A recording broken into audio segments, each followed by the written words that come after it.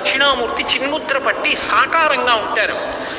ఆశ్చర్యం ఏమిటంటే శైవాగమం మొత్తం మీద పశ్చిమాభిముఖంగా ఉన్నటువంటి శివస్వరూపాన్ని సజ్జోజాతమూర్తి అని పిలుస్తారు.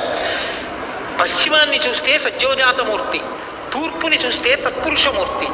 అలాగే సజ్జోజాత అఘోరం దక్షిణం, పైకి చూస్తే ఈశానమూర్తి మోక్షప్రదాత, ఉత్తరాన్ని చూస్తే శుభప్రదుడై మంగళప్రదుడై ఉంటాడు వామదేవమూర్తి. సజ్జోజాత అఘోర తత్పురుష వామదేవ ఈశానములన్న 5 ముఖములతో ఉంటాడు.